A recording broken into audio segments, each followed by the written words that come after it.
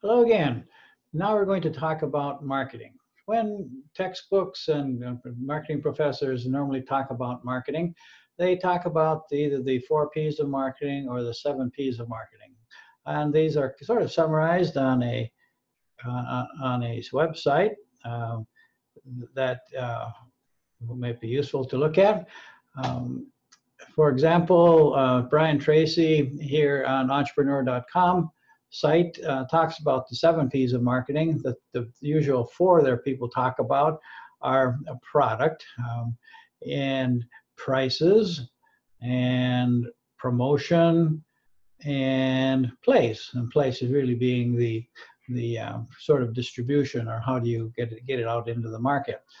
He talks about 3 more P's that such as packaging and positioning, although positioning is part of what I consider part of the product design itself. And we'll talk more about that extensively when we start talking about the unique selling proposition, or USP.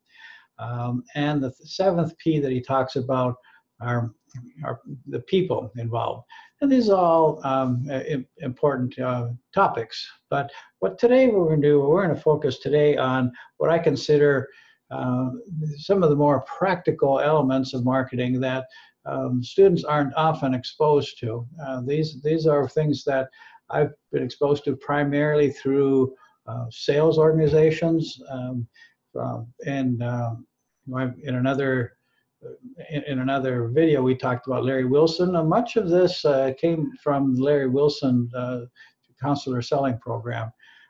It was one of the things that really affected my thinking about how marketing and sales need to happen. And it's been incredible in my experience when talking to marketing experts, how many of them just don't consider some of these things that we're going to talk about now, and they don't consider them at all. So they really, in their level of sophistication, they sometimes forget some of the very basics. And so I want to make sure that we cover those, because these are things that we're really going to need to think about in the how we define the service that we develop, and then how do we promote that, and how we price it, and so forth. So let's dig into that. This Word document is something I would want you to read, that's posted on Moodle. And I'm not going to just read the whole article to you again, but I'm going to summarize some of the really key points that are in here. Really, when it comes right down to marketing, we need to think about, why do people buy something? Why do people buy a product or service? And they do it for their reasons, not ours. You know, we may think, boy, this is a great idea, this is a great product, but if it's not something that the consumer is interested in or needs, then that's really, we missed the boat. And one of the things Larry Wilson said was, people buy not only, they buy only how they imagine owning the product will make them feel. So in our case, on a tour, we need to be seriously thinking about, why would people want to go on this kind of tour? Is it because they want to brag to their neighbors that they've been to, wow, they just went to 8 countries in Eastern Europe in 9 days, or they really, now they really understand the importance of these countries, or now they understand, you know, Russia better, or just, you know, I like an adventure. So what is it that we can sell that's really important to our potential customers? So why would they want to do that? So earlier in the Valadko Part 2 video, we talked about Maslow's hierarchy of needs. That was in the context of satisfying employees' needs. And here we're going to be talking about it in satisfying customers' needs. So really, some of the key things about this whole idea of motivation, we talk about the 5 premises of needs. The closer a need is to the bottom of the pyramid, the more power it exerts over actions. And until one of those is satisfied, then it's hard to go up into a higher level in the pyramid. The other thing is that we're forever needing. We satisfy one need, and then there's something else we want. That you may have experienced that in your own life. You're never satisfied. But a satisfied need is not a motivator. Once you're full, you're not that motivated to take a risk to get more food, or think from a addicted junkie, drug addicted junkie. Once they have their fix, then they're no longer as much motivated to go break into a store for money to buy drugs on the street. Not until they begin to have those cravings again. Not the same idea. Once the need is satisfied, it's not a motivator. And we spend money and energy to meet our needs. So, okay. And to the extent that we function more on the higher levels of this pyramid, you become more human if you're further along in the process of growth and maturity. So hopefully many of us will get up in those self-fulfillment, areas of that. So now, these needs that we're talking about, we often don't think about them consciously. Normally, our needs are expressed more in how we feel. What are the feelings? So, Maslow said, a feeling which, if left unsatisfied, produces anxiety or tension. Yet, if satisfied, imparts a sensation of well-being. So, really, in the sales process, or what we're trying to do is relieve that person's tension. Or anxiety, show them how this is a solution to a potential problem. Now, a problem is defined as contrast between what we want and what we have, and that's what motivates us, because there's a difference there. So the stronger we can draw that contrast, the stronger the motivation for them to fulfill that need. So really what we need to be doing as marketers, really be thinking of how can we be problem solvers for our target audience. Now there's two important parts of that sentence. One is being a problem solver. So a problem solver is someone who helps someone fulfill a need that they need to be filled. The other part of that sentence, target audience. Now we can't be everything for everybody. So we need to be thinking very, very clearly about who are our target audience, who are the people who are most likely to want our service, who can we appeal to most strongly, and concentrate our efforts on that target audience. So that sentence has a lot in it. So a motivation starts with a need, and here's a table of the 5 needs on the left-hand column, and then in the chart is the feelings that you would get when the need is satisfied, or how you feel when you're unsatisfied. So in an in-person sales interview, really you're really probing, you're talking, you're trying to find how a person feels about things, and so you can feel whether they've got something, a satisfied need that they need to maintain, or they look for an unsatisfied need that they need to avoid. So if they're, for example, in the physiological, if they're if they've got a feeling of hunger, then obviously they need food. Or in the safety area, if you think they're in danger, then we need to somehow make them more secure in some way. So we need to be thinking about these feelings when it comes to our target audience. What feelings might they be having that they either want to gain, or what feelings might they be having that we need to help them avoid? So feelings are very, very important. And so take a look. We'll be looking at that in class and really trying to be thinking about what are these things that really apply. Okay, here's just a major concept that Larry Wilson pushes, is that people really don't buy products, they buy solutions to their problems. Earlier he said that it's a matter of how they feel, but really what they're looking for is solutions to some kind of a problem they have. And the example they give here is people don't buy power drills because they want to drill. They simply want the holes that the drill can make. So whenever we are thinking about our service, we need to be thinking of what problem might they have and how might our service fill that need.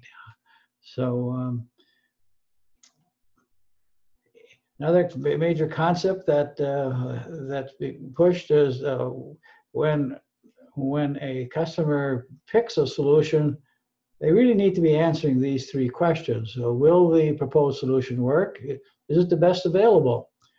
Will it be best in the future? So somehow we need to be convincing our target audience that a tour through Eastern Europe will really be great, and we'll need to show that among the multiple choices for vacations and travel, that our proposed tour is really going to be the best, either in terms of quality or price or some combination of quality price.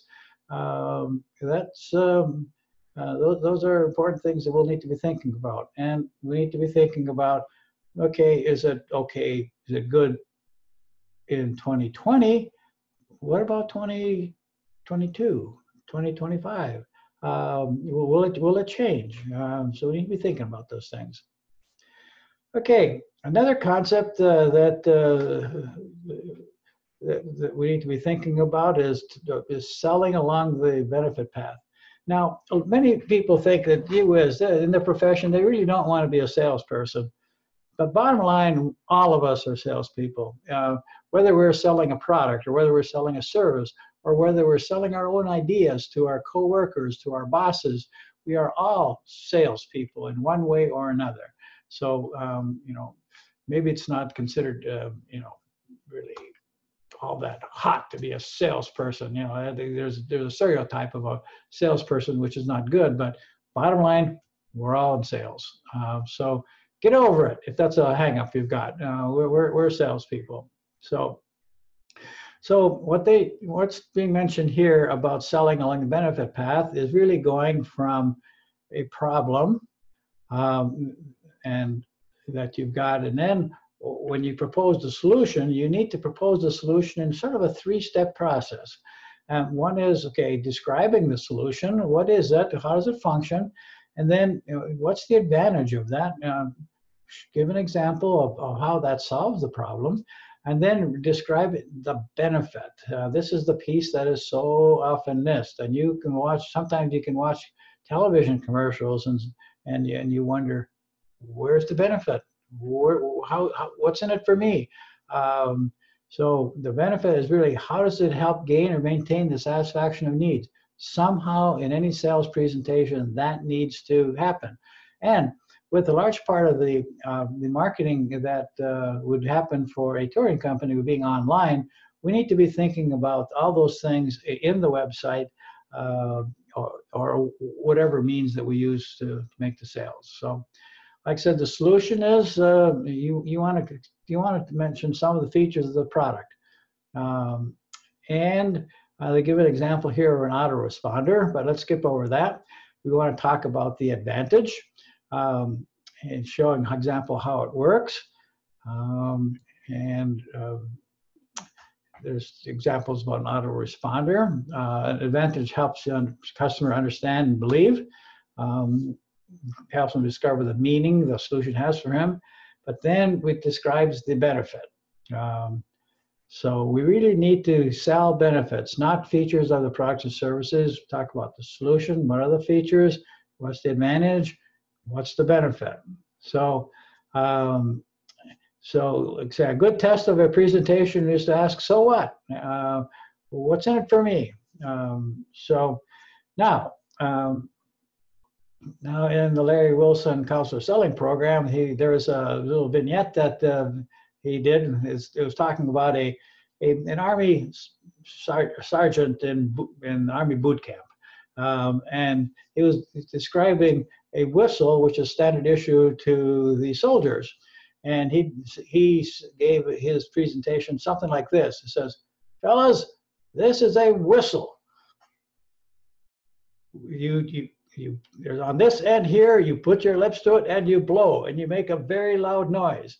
Now, if you're in a foxhole ahead of your rest of your troops, and you're isolated out there, you can give a real hard blow on that whistle, so the people know you're there and alive, and come and can rescue you in some way. So when you get home and you get older, you can tell your grandkids about your role in the big war." Okay. So we talked about the feature, talked the advantage, giving an example, and then what the benefit was. So anyway, that's a really important part. So we'll need to be talking about it. We really get talking about the marketing of our tour. So now another concept in marketing is that people are different. People are in different spots in the pyramid of needs. As we mentioned before, everybody's not on the same level in the pyramid, and even one person, any individual, is not on the same level all the time. But they're also different in terms of some people are really looking to maintain a status that they have, they maintain the satisfaction of some needs. Well, some other people are really on the negative side. They're looking to avoid something that they fear or whatever. So it was described as a law of effect. Behavior is repeated that tends to either gain a reward, pleasure, approval, or satisfaction, or some people are really programmed more from their experience. They want to avoid punishment, pain, disapproval, or dissatisfaction. So a lot of this is from learned behavior from our previous experiences. And because we've all had different previous experiences, we're going to be a different combination of whether we want to maintain the things that we have, or whether we want to avoid things that we don't want. So, so this is a good explanation of that difference of gaining and maintaining. And so here's a chart that for people who are wanting to gain a satisfaction of a need. Let's take, for example, for a touring company, on the far right-hand column, helping him become recognized. First among his peers might really be a status thing to have gone to so many countries and places that your friends don't even know where they are, and so they may be admired for that. That's or if we can have this so that this experience is fun, in the second to the column from the right, helping them find fun, excitement, adventure. This could be a real adventure for some people. So we need to be looking at these kinds of charts again and be thinking about how can we help them find or become some of these things, these feelings that they may need to gain. And we need to work those ideas into our marketing effort, into our marketing language. On the other hand, there are people who want to avoid some things, or want to avoid, so we want to be looking at this chart as well, because some people are gainers and some people are maintainers. And so we look back at this, let's see, what might be things that would relate to us. I have to look for a bit here.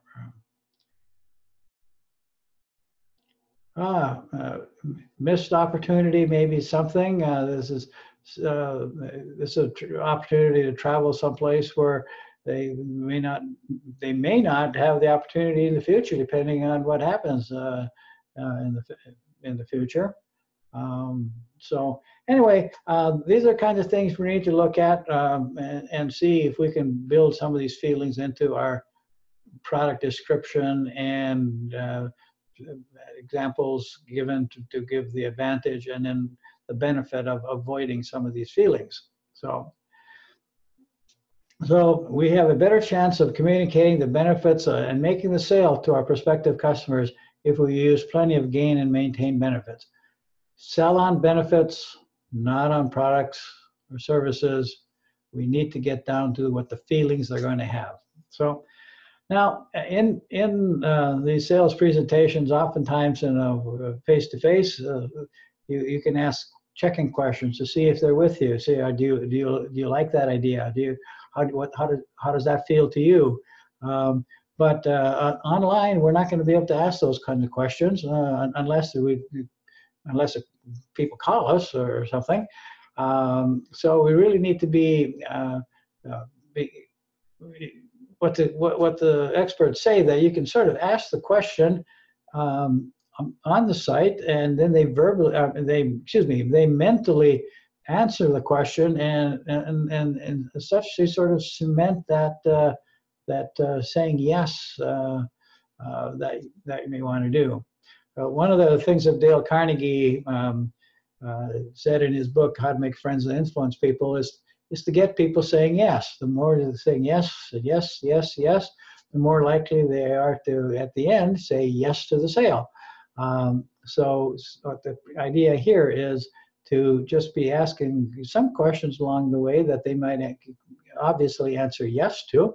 Does it sound like it would be fun? Well, yes. Would your friends be impressed with your knowing about this stuff? Well, yes. And then ultimately they get down to place the order. Button. Well, yeah, okay, I'll do that too. So that's the idea on these checking questions. Okay, now, one of the really, really, really, really critical things in the development of a product or service is developing a unique selling proposition. Okay. What makes your product or services different from competitors' products or services that is important to your customer? You've got to be different in some way, and that difference must got to be important to your customer. If everybody has the same thing, what you're based on is really selling on price. And if you start selling solely on price, competing by price, ultimately your price goes down, down, down. You end up with no gross margin. You end up with no profits. If no profits, you end up going out of business. So you don't want to compete on price. You want to compete on quality. You want to compete on some way that, based on your unique selling proposition or unique selling position. So this is really, really critical. So when we're looking at different travel agency sites and so forth, we need to be looking at what is their unique selling position? What is it that they're trying to sell? And then look to see, is there some way that we could do that better?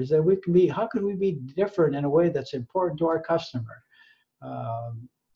Now, price is obviously important to some people, but when you get right down to it, a lot of these people who will be going on this kind of a tour are relatively well off. They're relatively free in their time, and so quality is probably a more important selling proposition than price.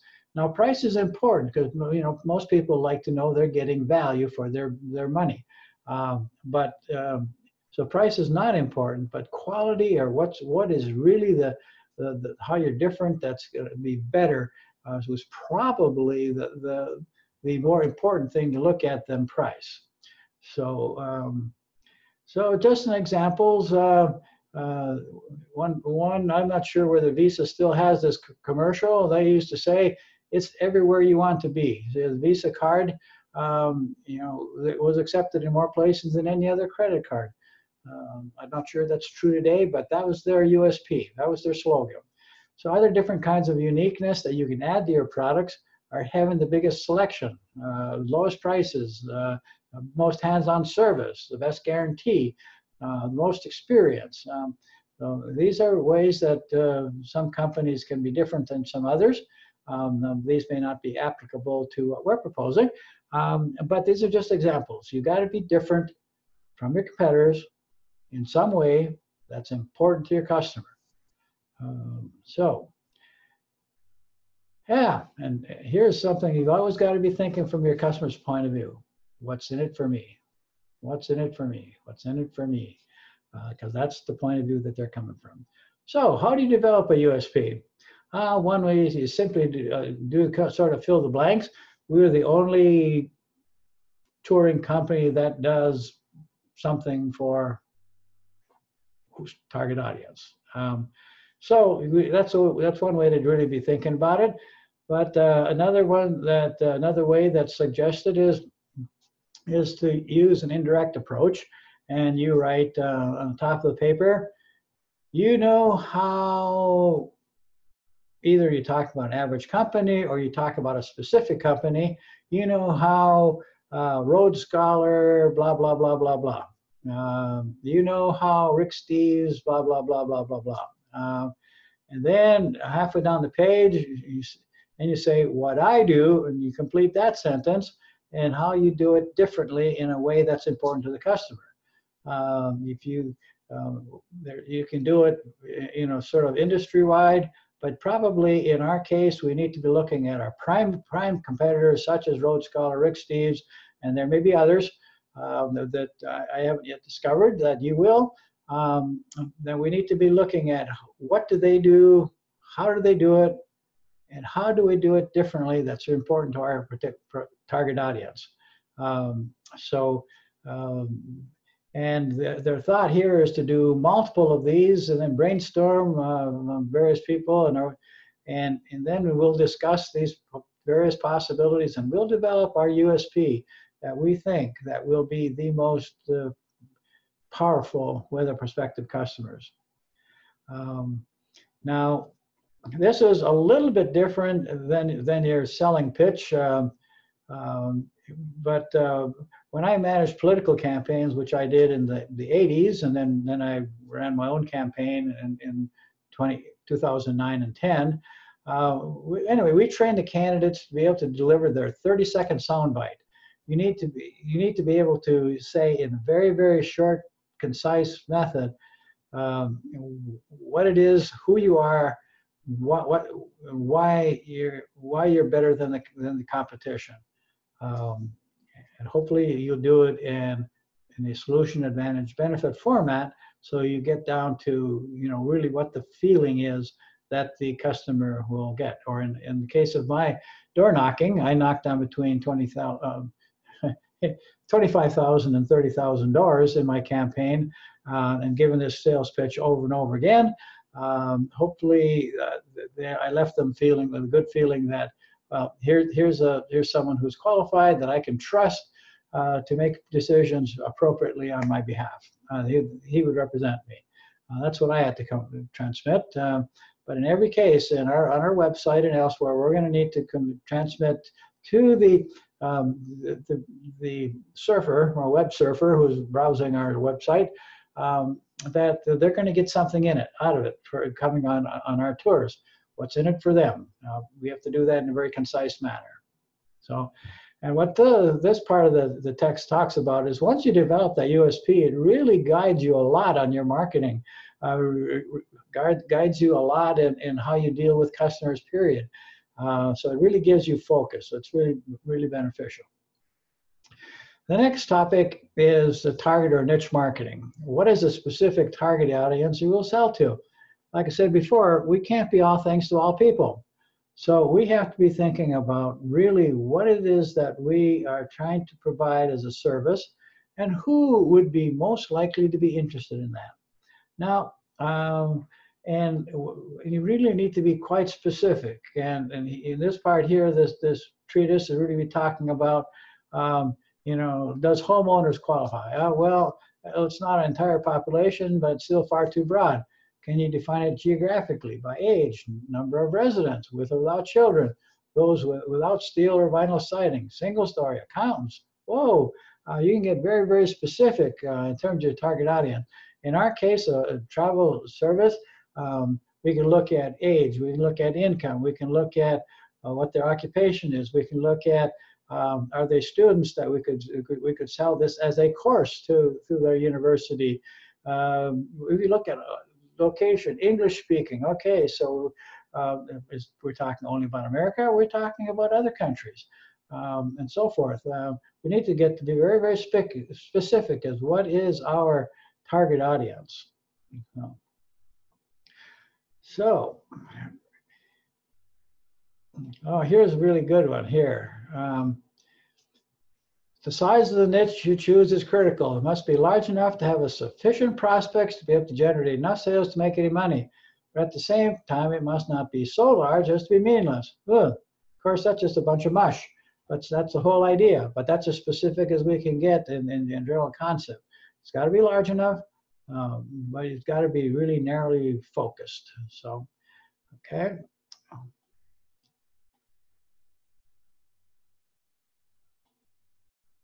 So why should you target your market? Well, the problem is, like I said, you can't be all things to all people. And if you are trying to sell a benefit to someone that doesn't really want or need that benefit, they're simply not going to be interested. And you can only afford so much for advertising, promotion. So we need to really figure out who are the people most likely to want or need what we have to offer, that we can appeal to their needs, with how they want to feel, and then really put all our promotion and so forth toward them. So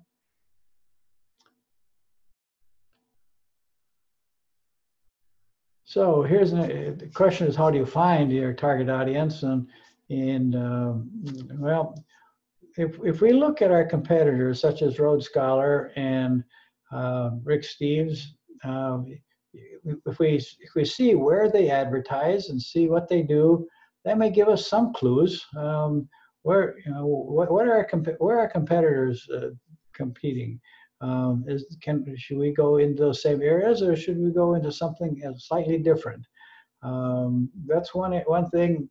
But another way is we could survey a number of people who are in the travel business, or in the who travel. What are the kinds of things that you would want? Why? For example, speed. How fast are people comfortable going? How strenuous an exercise, how strenuous a trip are people willing to do? There are some trips that are very strenuous. There are some that are very casual.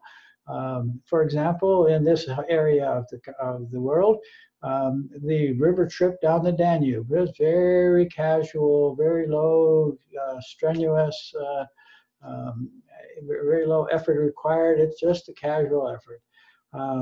And there's some tours in this area that are just 2 or 3 countries that spend 4 or 5, 6, 7, 8 days in a country and just really kind of soak up that country, the culture of that country, in an extended period of time. So those are, we look at those different kinds of tours and what are they trying to satisfy, what target audiences are they trying to get at. So we need to be thinking about those kinds of things. And then how do you reach your target audience? Obviously, digital marketing, social marketing is going to be key today in reaching these people. Because if we're operating out of Lithuania, for example, and you're trying to reach English-speaking customers with leisure time and money, you're probably talking to a large extent in the United States. We may be talking in the Great Britain, or there may be even talking to English-speaking Chinese, who are now becoming some of the most world travelers. So there's those possibilities. So. Okay, now there's a couple of miscellaneous marketing ideas that I've run into over time. Is that in any sales effort, once a sale is made, we need to thank our customers, because obviously we want to show appreciation. But when we thank a customer, there's also something in it for us, because it may generate their good feeling in the customer's minds, and that they talk to their friends about what they're doing and so forth. Something we need to think about: should we provide some kind of a guarantee? Maybe, maybe not. We're willing to take that risk, or it can be complete money, satisfaction guaranteed or your money back. That's a total guarantee. Or it could be satisfaction guaranteed, or we will give back everything over and above the specific costs we incurred for you, whether it be the rooms and admissions to various places, for example. There's different levels of guarantees you can give, but maybe a guarantee would be helpful. Is there a way that we can get testimonials? Okay, that might be influential to the target audience. Now, if in fact we are able to put together a trial run with the Prior Lake Rotary Club, and if they really enjoy the trip and I think it's great, we could get testimonials for them. It may be possible that one of our target audiences would be Rotarians worldwide. A lot of Rotarians, even in other countries than the United States, they speak English. And maybe they might be interested, and maybe the testimonials of Prior Lake Rotarians would be good. We need to think about testimonials from people who would be influential with the target audience. Another thing that, another idea that run into is the idea that on a website you would actually give price or product comparisons. Now, when an item is simply a commodity, then price comparisons are important. In our case, if where price is less important, you may want to have product comparisons.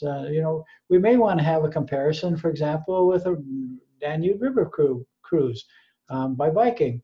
You might have the Baltic Bicycle Travel bike tour group contrast with them. They're seeing 3 countries in a more strenuous way by riding by bicycle. That's going to fit some customer, and the idea is you make it easy for the customer to buy now because they've already looked at the range of things they might have done, tried to figure out what fits best for them, and say, okay, now I don't have to do all kinds of browsing. They've done all this comparison for me. Yes, I can make the decision now. Because what you want to do is you want to get someone to commit now when they're on the website right then, rather than going away and then never coming back. Okay, another concept is a joint venture. I mentioned this when I talked about in VALADCO Part 3 about whether it was a good idea for VALADCO to develop a company doing something that we hadn't done before. Might it have been better to go with a joint venture with someone, some kind of a contract with someone who is already experienced in the business. A joint venture is always something you need to think about. Is there some way you can partner with someone else? But in this context, what they're looking at was joint venture in marketing. There's some description of a joint venture here, but also at the very bottom of this page is a link to one of my websites on how to set up a joint venture. The basic idea is that an existing company has a very valuable resource. That's their customer base or their database of potential customers. And if there's some way that you can give them a slice of the profit or something, they might be willing to advertise over their base or advertise your product or service with their customer base, with the idea that they're giving a special promotion for their people that they have negotiated, so that their customer feels that they're getting a good deal because of what that company did, but you benefit from more business. So it could go the other way as well. For example, if we were to do cross promotion with Road Scholar, for example, Road Scholar has some tremendous tours all over the world. If we were focusing on Eastern Europe, there's someone who may come to our site may say, gee, that doesn't really appeal to me, but something in China really does, that Road Scholar does. If there's some way that we could benefit from referring our website visitor to them, that may be a different kind of a joint venture. So it could go both ways in this kind of a marketing concept. But we also, like I said, need to go back and think about joint venture. Is there a way that we should be joint venturing with an existing company rather than building it from scratch? And almost everything that we look at, we need to look at the whole concept: should we buy or should we build? When it comes to, for example, the transportation of a tour, should we just simply rent out the van and driver, or should we build by buying a van, having our own driver, or and so forth? So buy versus build. We need to be thinking about that. So what do we do? What do we do in-house? For example, do we hire or contract with a excellent social media marketer, or is that expertise that we have in-house? Buy versus build, joint venture. All these kinds of concepts of utilizing other people's assets, which is their marketing database, or their existing customers, or their whole customer, or their whole entity that is expert at something. So something we always need to think about. What's the best way to do some of these things? So that's it for today. So we'll talk about all of this stuff in class. Like I say, I encourage you strongly to read this article, because I've not been able to summarize on this video all the important points. So please read it, and we'll see you in class.